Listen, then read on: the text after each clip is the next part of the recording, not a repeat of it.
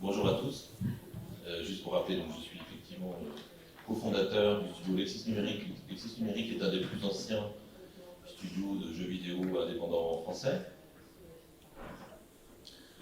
Et on est connu pour avoir effectivement été l'un des pionniers du transmédia dans le monde, puisque In Memoriam, le jeu que j'avais créé il y a une dizaine d'années, est l'un des tout premiers jeux qui s'apparente à un Internet Electric Game. Qui a été lancé donc en Europe sous le titre In Memoriam, peut-être certains d'entre vous ici y ont joué, et aux États-Unis il s'appelle Missing, et ensuite Evidence, puisqu'il y avait eu une suite. C'était un jeu qui se jouait à l'époque sur CD-ROM et qui avait des extensions sur Internet, qui contenaient des films, qui avaient également des contenus sur téléphone, parce qu'on pouvait recevoir des SMS, on pouvait aussi dialoguer avec les personnages via le téléphone. Et le pitch était très simple, en fait, c'était une chasse à un tueur en série qui avait créé, un peu comme dans Seven, le tueur avait créé un album. Je ne sais pas si vous vous souvenez de cette première séquence où on était à l'intérieur de son album. Le tueur, ici, était beaucoup plus moderne, parce que lui, il avait créé un CD-ROM, et donc qui était organisé un peu comme un jeu vidéo. Et il fallait accepter de jouer à son jeu pour essayer d'aider la police à trouver des indices à l'intérieur du jeu qui vous permettaient éventuellement d'aider à retrouver le tueur et de sauver évidemment des gens qu'il avait kidnappés. Donc très vite, on va voir un premier trailer qui va vous remettre dans l'ambiance. It needs me.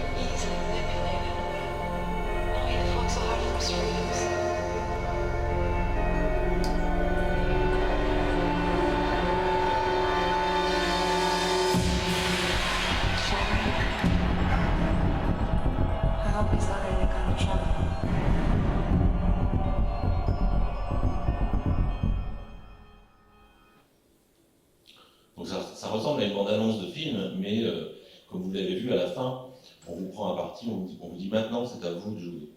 C'est un des principes qu'on a dans beaucoup de ce genre de dispositif, puisque vous allez être vous-même impliqué dans l'histoire, et éventuellement même dans certains jeux, c'est le cas de Hatman, ce que je vais vous présenter tout de suite après, vous allez éventuellement même devenir un héros de l'histoire.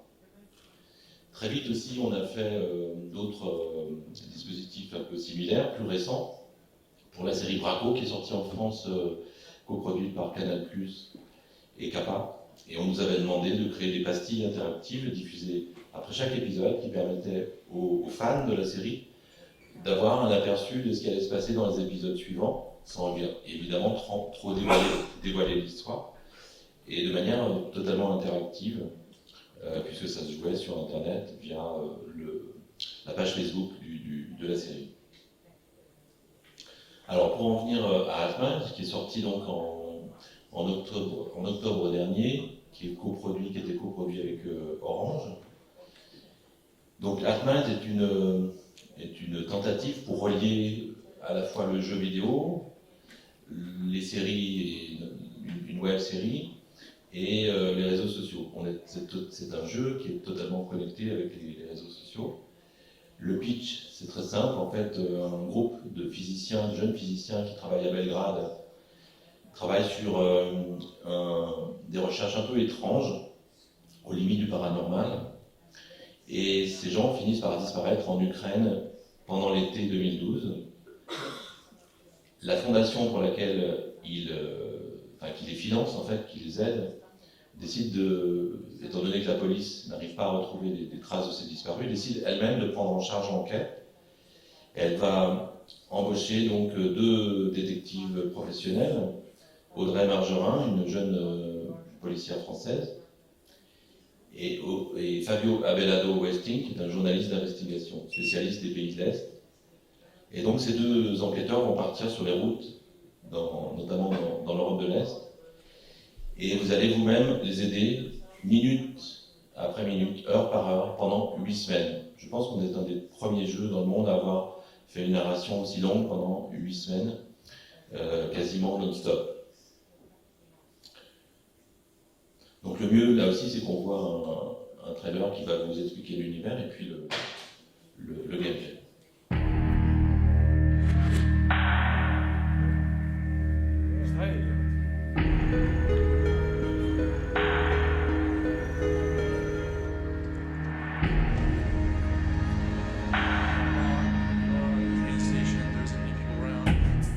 Spanning the worlds of gaming, TV, and the internet, Altminds paves the way for the stories of the future. Interact, participate, and immerse yourself in an experience like no other. An emotional roller coaster that will take you to places you've never been before.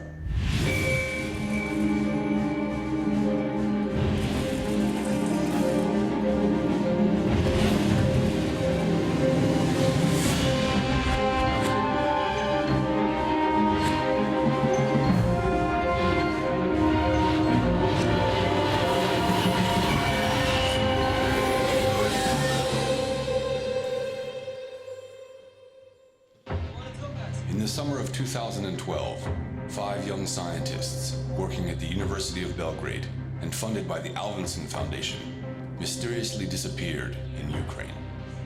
A few weeks later, the case was rocked by the discovery of an amateur video suggesting they were kidnapped. Since then, the authorities have made little progress, and the foundation has decided to launch its own investigation from scratch. They are currently recruiting experienced field investigators to work on the case. And you, yes, you, with your PC, your tablet, or your mobile phone, you can act. If you choose, you can take part in the investigation. If you choose, you can help the Foundation find clues and solve puzzles. If you choose, you can try and save the missing scientists. Search online, analyze documents and videos, decipher coded messages, cross-check evidence. All this and more awaits in the world of Altminds. And if you prefer, you can simply follow the investigation or play as and when you choose.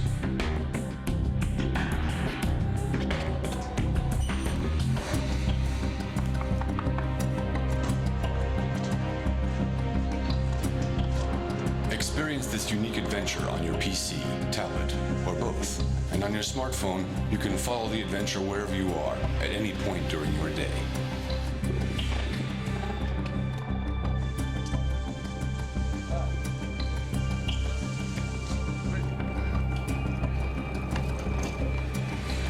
But the innovation of Altminds runs much deeper, offering you an exceptional experience. Altminds is in fact an adventure that unfolds live in real time. Follow hour by hour every new development of the investigation. And if you prefer, take a break and pick it up wherever you left off.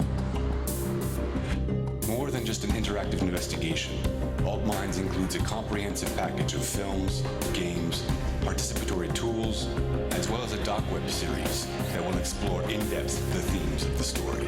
It is without a doubt one of the most ambitious transmedia projects ever seen. With Altminds, your gaming world has never been so vast.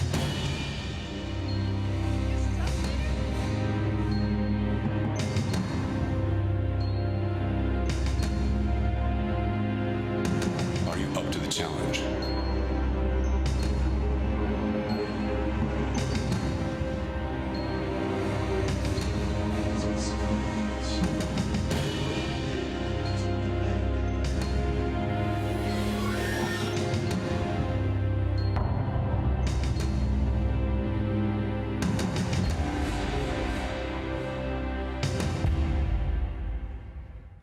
Voilà, donc le jeu a été lancé en novembre 2012, plus précisément, et il a duré 8 semaines, donc il s'est arrêté en temps réel en janvier, mais vous pouvez toujours continuer à jouer, l'application existe, et vous pouvez la charger et y jouer maintenant en différé.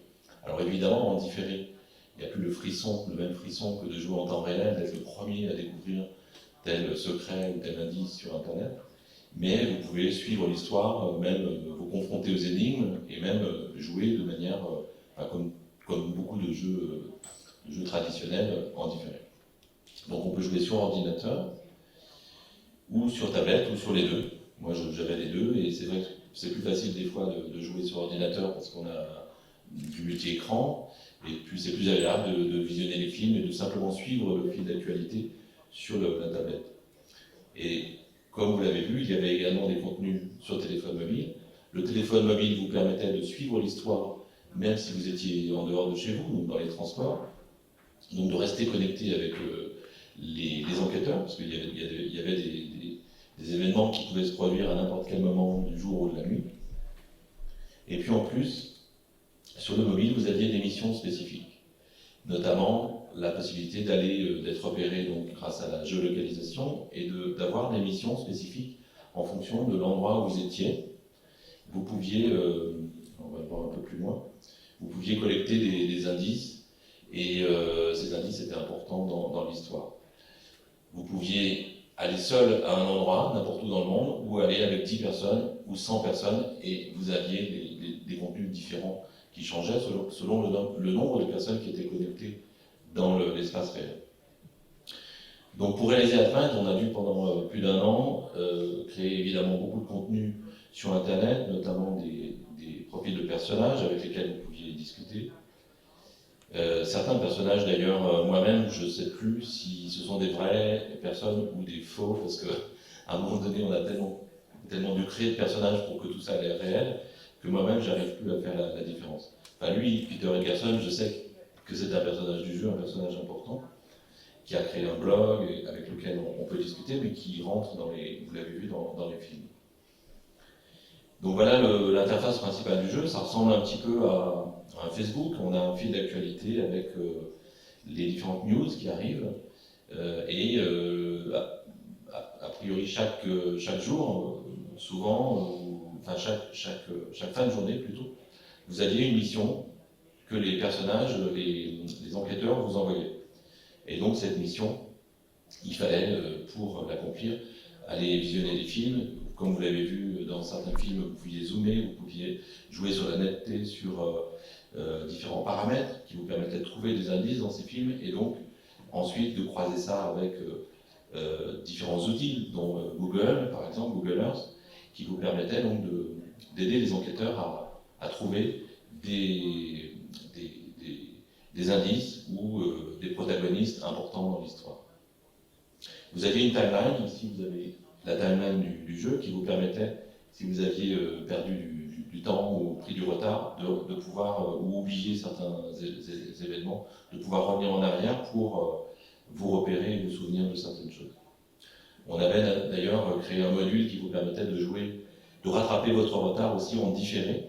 C'est un des problèmes qu'on a sur ce genre de jeu, c'est le temps réel demande beaucoup de temps par définition, beaucoup d'investissement. Et donc il faut prévoir aussi que les gens vont à un moment donné partir en week-end ou avoir du travail et vont devoir à un moment donné rattraper leur retard pour revenir dans le temps réel. Donc ça, il faut toujours le prévoir, et c'était une chose sur laquelle on a beaucoup travaillé. Alors vous aviez accès aussi à toute une partie interactive, beaucoup plus interactive, notamment ici vous aviez le site, un site un peu étrange qui vous permettait de dialoguer avec une intelligence artificielle, qui évidemment était un des mystères du jeu. Voilà, sous ses différentes formes. Donc cette intelligence artificielle, elle avait la capacité de se transformer, de vous parler, selon son humeur, selon son état, de vous appeler à l'aide, et donc les joueurs devaient à un moment donné se connecter et jouer à plusieurs pour essayer là aussi d'obtenir des indices de ce personnage.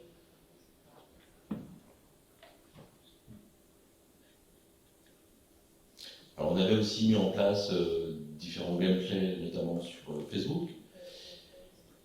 La difficulté pour nous, c'était que tous ces gameplays, tout cet ensemble soit cohérent, n'ait pas l'air comme ça rajouté. Il fallait vraiment que tous les éléments soient scénarisés, soient amenés de manière cohérente dans l'histoire, par un personnage, dans un groupe de personnages. Voilà, donc les les quêtes sur votre téléphone mobile. Donc vous aviez la possibilité partout dans le monde de vous connecter, avec une particularité qui était certains contenus payants. Pour vous donner une ordre d'idée, donc le jeu était le premier épisode du jeu. Quand je dis un épisode c'est une semaine de jeu. Vous jouiez la première semaine gratuitement. Il fallait que les gens comprennent ce que c'était ce nouveau concept. Et si le concept leur plaisait, ils avaient la possibilité d'acheter la totalité du jeu, donc les 8 semaines restantes, ou chaque semaine. Les 8 semaines coûtaient environ 15 €. Et en plus, éventuellement, vous aviez la possibilité d'acheter des pouvoirs qui vous permettaient sur le téléphone mobile de vous téléporter. Et on a vu les joueurs qui avaient donc acheté le jeu 15 €, qui ont acheté jusqu'à 100 € de contenu sur le téléphone, rien que pour se téléporter et pouvoir être parmi les premiers à avoir certains indices. Donc c'est un des moyens de monétiser ce genre de concept. Voilà, là j'étais par exemple à Biarritz en janvier au FIPAR et j'avais essayé j'ai déconnecté. Vous avez ce qu'on appelle des glyphes, des espèces de symboles qui étaient disposés au bord de la côte, voire même dans la mer, donc il fallait éventuellement nager avec son téléphone. Non, je rigole, donc il fallait se téléporter justement au milieu de la mer pour pouvoir récolter ces indices. Alors un des points très importants de Altman, c'est le fait qu'à un moment donné, vous pouvez devenir un des héros de l'histoire en fait. C'est-à-dire que vous pouvez vous-même être intégré dans les films. Vous avez ici par exemple les 8 meilleurs joueurs de la semaine qui ont été intégrés dans une vidéo du jeu. C'est-à-dire qu'en fait, on a évidemment tourné toutes les séquences du jeu très longtemps à l'avance, mais on s'est réservé certaines séquences qui étaient tournées en temps réel, de façon à pouvoir justement citer des joueurs, parler d'eux, ou les montrer sous la forme de leur avatar dans certaines séquences du jeu. Et certains joueurs ont même eu la chance, à un moment donné, d'être invités par les personnages du jeu dans un bar à Paris. On a fait comme ça des espaces, des moments où la réalité et la fiction se rejoignaient. C'est-à-dire, en fait, les joueurs étaient là et discutaient avec les enquêteurs, non pas les acteurs du jeu, mais les enquêteurs. Les acteurs jouaient leur propre rôle pendant une vingtaine de minutes et puis repartaient. Et ça aussi, ça a été filmé et diffusé un peu plus tard. Donc l'aspect communautaire sur ce genre de jeu est fondamental. On a à peu près 200 000 joueurs qui se sont connectés, qui ont démarré le jeu. Le jeu a été lancé donc en France principalement, en Allemagne, en Angleterre et en Espagne. Et là, on travaille actuellement sur la possibilité d'un remake aux États-Unis, sachant que In Memoriam, le jeu que je vous ai montré précédemment, s'est vendu pour moitié aux États-Unis, pour moitié en Europe. Donc pour Altman, parmi ces 200 000 joueurs, 20 000 joueurs ont payé le jeu et 5 000 à peu près l'ont fait en temps réel, non-stop. 5 000 personnes ont vraiment joué le côté temps réel. Alors évidemment, les autres rattrapaient leur retard. Les autres, donc les 20 000 joueurs, rattrapaient leur retard et revenaient dans le temps réel. Mais on a pu noter que 5 000 joueurs avaient vraiment totalement joué tout en temps réel. Certains y ont consacré à peu près 400 heures. En fait, moi j'avais imaginé qu'ils joueraient à peu près une dizaine d'heures par semaine maximum. Certains ont joué plus de 50 heures par semaine. Donc c'est assez fascinant de voir comment un univers, il faut évidemment que l'univers soit riche et permette justement, soit dans son background, soit dans son dispositif, son gameplay, de permettre aux gens de passer autant de temps.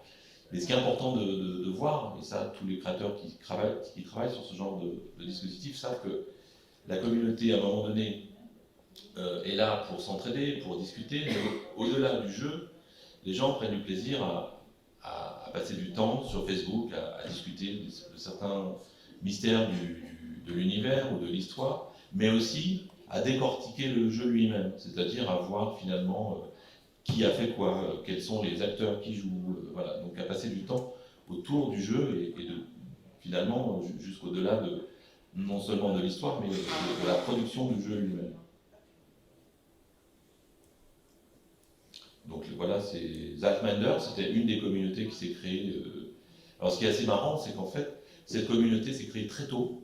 On a même été un peu pris au dépourvu, puisqu'on a lancé un premier teaser au mois de juin, donc plusieurs mois avant la sortie du jeu. Et dès le mois de juin, les gens qui me suivent depuis une dizaine d'années ont décortiqué tout le teaser, image par image. Ils ont même trouvé des indices que je n'avais pas prévu qu'ils trouvent, en fait. Et malheureusement, ils ont même trouvé sur Facebook les disparus avant qu'ils disparaissent. C'est-à-dire qu'en fait, ils sont amis sur Facebook avec les gens qui ont disparu quelques semaines plus tard. Alors je dis malheureusement, en fait, on avait quand même prévu ce cas-là, c'est-à-dire qu'en fait, les disparus avaient vraiment leur Facebook à ce moment-là, et donc ont pu accepter les demandes d'amis de ces gens-là.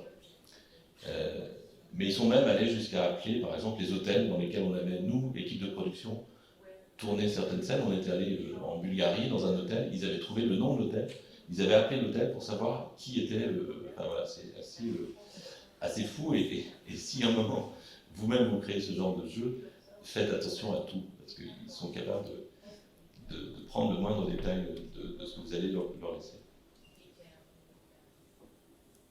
Donc la communauté est très importante, et c'est vrai qu'à la fin du jeu, il y a eu des choses assez étonnantes. C'est qu'en fait, j'ai vu pour la première fois donc, des joueurs me remercier. Bon, ça arrive quand on fait ce métier, on est toujours heureux d'être remercié, mais les joueurs se remercient. Ce qui est plus surprenant, c'est que les joueurs se remercient entre eux, comme s'ils avaient participé ensemble à la même aventure, et finalement une espèce d'épopée qui s'arrêtait malheureusement pour eux, et certains ont été un peu orphelins après cette fin le 18 janvier. Imaginez, vous passez 400 heures pendant plusieurs semaines et ça s'arrête. Qu'est-ce que vous faites? Donc là, la communauté continue, et les joueurs commencent à continuer à discuter, et c'est vrai qu'à un moment donné, nous-mêmes, on était un peu pris au dépourvu parce qu'ils souhaitaient avoir des nouveaux contenus. Et ce qui est assez étonnant, eh bien finalement, ce sont les joueurs eux-mêmes qui ont créé pour d'autres joueurs des nouveaux contenus. C'est-à-dire qu'en fait, ils ont créé des énigmes, moi alors là, ça m'échappait complètement. Pendant plusieurs semaines, il y a un groupe de joueurs que je ne connais pas qui a créé un pan de l'histoire qui partait des ramifications que j'ignorais, que je ne revendique pas s'il y a une suite, mais ça fait partie de ce genre de dispositif, il faut s'y préparer. Et donc, finalement, je trouve ça assez sympa que les gens prennent un univers, finissent par être créateurs, co-auteurs finalement, quelque part de l'histoire. Voilà, donc si vous voulez des détails sur mon travail, vous avez accès à un blog sur le journal Libération, enfin le site du journal Libération en France, mon blog s'appelle Y a pas que les jeux vidéo dans la vie, et sur Twitter si vous voulez suivre mon actualité, donc Eric Viano. Voilà, je vous remercie, et puis éventuellement je peux répondre à toutes vos questions. Merci beaucoup.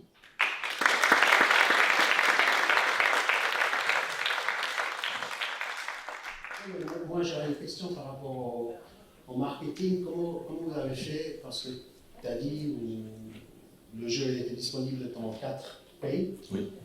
Comment vous avez fait pour le marketing, que les gens sachent que ça existe, pour arriver à 200 000 personnes qui jouent le jeu?